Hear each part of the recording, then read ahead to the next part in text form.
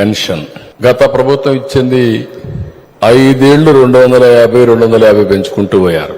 ఈ రోజు మనం ఆలోచించింది ఒకేసారి 1000 రూపాయలు పెంచి ఏప్రిల్ నుంచి ఇస్తానన్నాం. దానికి కూడా ఒక కారణం ఉంది. పదే మనం పెన్షన్లు ఇవ్వమని చెప్పేదే కాకుండా వాలంటీర్లు లేకపోతే పెన్షన్లే ఇవ్వలేమని చెప్పి తప్పుడు ప్రచారం చేస్తామంటే ఎందుకు ఇవ్వలేమో నిరూపించడం కోసం మనం 4000 రూపాయలు పింఛను పెంచుతామని, మిగిలిన పెంచిన పింఛన్లన్నీ ఏప్రిల్ నుంచి ఇస్తామని చెప్పి హామీ ఇచ్చి ఒకేసారి మనం డిస్ట్రిబ్యూట్ చేశాం. ఏ వాలంటీర్ను వాడలేదు. ప్రభుత్వ యంత్రాంగంతో సమర్థవంతంగా 100% ఒకే రోజున పూర్తి చేయగలిగామంటే అది మనం చూపించిన చొరవ.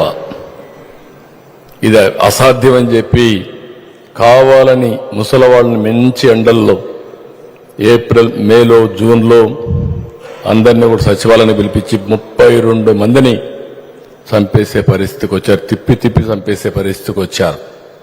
దానికి కూడా మనం ఇప్పుడే నేను చూశాను, మీరందరూ భాగస్వాములు అయ్యారు. 64 లక్షల మందికి ఇచ్చాం. మొదటి రోజున పేదల సేవలు అనే పేరు పెట్టి పేదలు మనకు గుర్తొచ్చే విధంగా చేయాల్సిన అవసరం ఉంది. లాస్ట్ మంత్ అయితే, ఈ మంత్లో అయితే మనకు ఒక సెలవు రోజు వస్తే, హాలిడే వస్తే 1 డే ఇన్ అడ్వాన్స్ ఇచ్చాం. భవిష్యత్తులో కూడా ఎప్పుడు ఎలాంటి సంఘటనలు వచ్చినా ఒక రోజు ముందే పేదలకు పింఛన్లు ఇచ్చే కార్యక్రమానికి శ్రీకారం చుడతాం. అది చేస్తాం. దీంట్లో ఒక రోజు అటో ఇటో ఇస్తే కాదు, కానీ దట్ ఈజ్ అవర్ కమిట్మెంట్. ఆ కమిట్మెంట్ ని ఎప్పుడు నిలబెట్టుకుంటూ ముందుకు పోదాం.